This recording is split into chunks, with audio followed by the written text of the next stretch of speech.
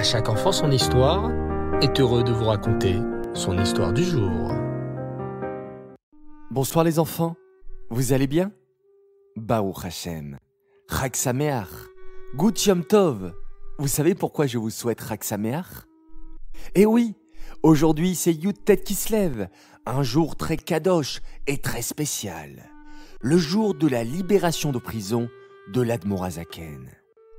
Mais qui était l'Admor HaZaken? Et pourquoi fut-il jeté en prison? Vous voulez le savoir? Alors, écoutez plutôt cette histoire, dans laquelle se cachent plusieurs petites histoires magnifiques sur la grandeur de l'Admor HaZaken.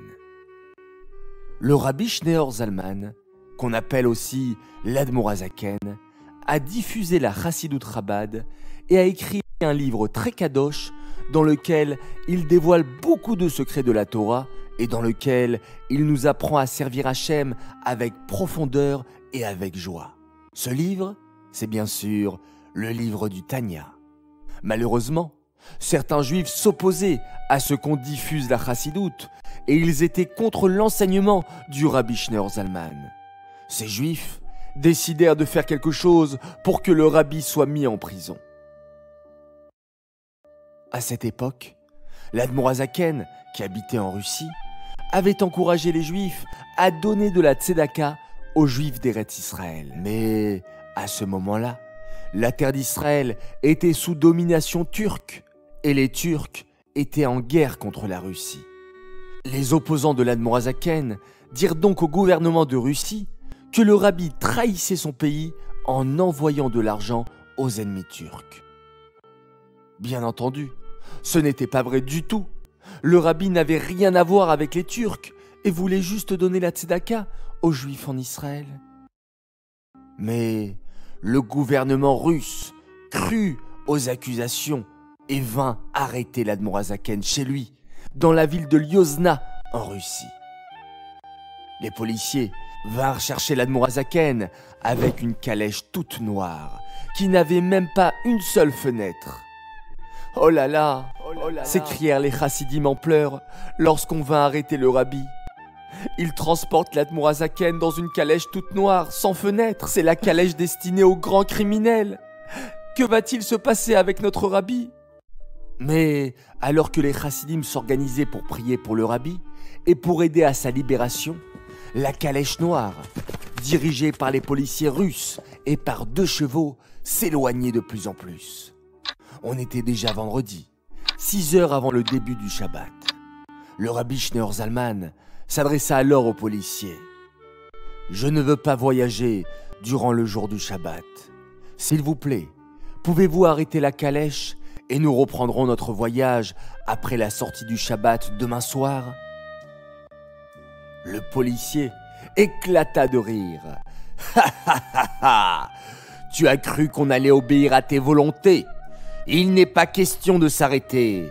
Nous poursuivons le voyage. » Mais soudain, on entendit un gros bruit sous la calèche. Crac! La calèche s'immobilisa. Une de ses roues était cassée. Qu'on aille immédiatement chercher une roue de rechange dans le village voisin et qu'on répare cela tout de suite, sans perdre de temps, cria l'officier russe.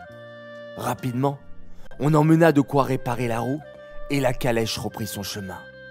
Mais tout d'un coup, catastrophe. On entendit un grand boum. Un des chevaux était mort tout d'un coup et gisait à terre. « Oh là là !» cria le policier. « Tellement de tracas en si peu de temps. Allez vite me chercher un cheval robuste et en bonne santé pour remplacer le cheval qui est mort. » En peu de temps, on amena un cheval jeune et fort et on l'attela à la calèche. Mais, à la stupéfaction de tous, la calèche ne bougeait pas. Les policiers essayèrent de pousser la calèche, de faire bouger les chevaux. Rien n'y faisait, la calèche restait immobile. L'officier russe comprit alors que l'homme qu'il transportait dans cette calèche noire pour l'emmener en prison n'était pas un homme ordinaire. C'était un homme kadosh, un saint homme. « Oh, C'est un homme saint. Il a demandé à ne pas voyager durant Shabbat.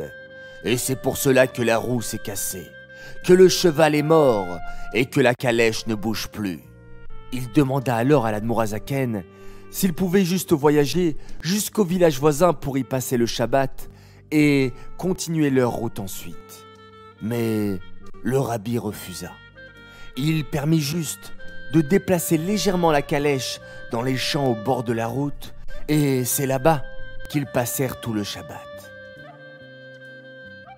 De nombreuses années après cette histoire, les enfants, on pouvait encore voir de manière claire et précise l'endroit exact où le rabbi Schneur Zalman passa le Shabbat dans le champ en plein milieu de la route. Des deux côtés, il y avait des arbres vieux et cassés, mais à l'endroit même où le rabbi s'est arrêté pour passer le Shabbat, il y avait un grand arbre magnifique. Finalement, après Shabbat, la calèche noire reprit sa route et arriva à sa destination, la prison de Pétersbourg, la capitale de la Russie. On emprisonna le rabbi et on commença à lui poser une multitude de questions pour faire avancer l'enquête et pour déterminer s'il était coupable ou pas.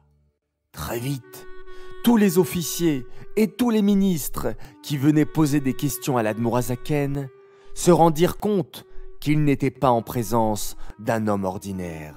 Le rabbi inspirait la crainte et le respect. Il avait une allure noble et lorsqu'on discutait avec lui, on se rendait compte qu'il était immensément sage et intelligent.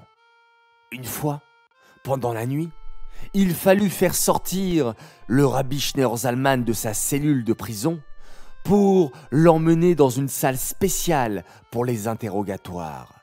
Pour sortir de la prison, il fallait traverser un fleuve et un policier prit le rabbi dans une barque.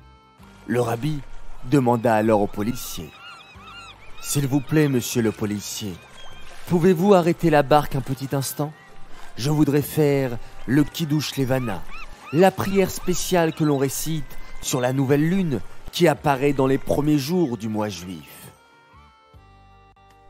Il n'en est pas question !» refusa le policier, tout en continuant de ramer sur les eaux. Le rabbi déclara alors : « Je peux immobiliser la barque moi-même, mais je voudrais que tu le fasses de ta propre volonté. » Mais le policier russe ne voulait rien entendre. Soudain, la barque s'arrêta d'avancer. Le policier essayait de ramer de toutes ses forces. Rien à faire. La barque restait immobile. L'Admorazaken récita le Tehillim que l'on dit juste avant la prière de Kiddush Levana. Puis, lorsqu'il eut terminé, la barque recommença à avancer. Le rabbi demanda alors au policier : « S'il vous plaît, arrêtez la barque quelques instants. Je voudrais faire la prière sur la nouvelle lune, le Kiddush Levana. »« Que me donnes-tu en échange ?» questionna le policier. Le rabbi sortit une feuille de sa poche et écrivit dessus plusieurs bénédictions. Puis l'attendit au policier. Celui-ci accepta immédiatement de s'arrêter et l'Admorazaken put faire le Kiddush Levana. C'est seulement ensuite que le policier reprit sa route avec la barque vers la salle des interrogatoires. L'Admorazaken aurait pu faire un miracle supplémentaire et immobiliser la barque tout seul sans rien demander au policier. Mais il souhaitait accomplir cette mitzvah de manière naturelle, sans avoir besoin d'avoir recours à un miracle ou quelque chose de surnaturel. Et vous voulez savoir ce qui s'est passé avec ce policier de la barque ? Eh bien, les bénédictions de l'Admorazaken s'accomplirent. Il devint très riche et eut une très longue vie. Il existe encore de très nombreuses histoires sur l'emprisonnement de l'Admorazaken. Finalement, le jour de Yutet Kislev, du 19 Kislev, qui était un mardi, le rabbi fut libéré de prison. Il put rejoindre les chassidim et continuer de diffuser encore plus de chassidoute avec encore plus de force et d'ampleur. Depuis ce jour, la date de Yutet Kislev est appelée Rosh Hashanah la Chassidoute, le nouvel an de la Chassidoute, car c'est le jour où on donna la permission dans le ciel de dévoiler tous les secrets de la Torah.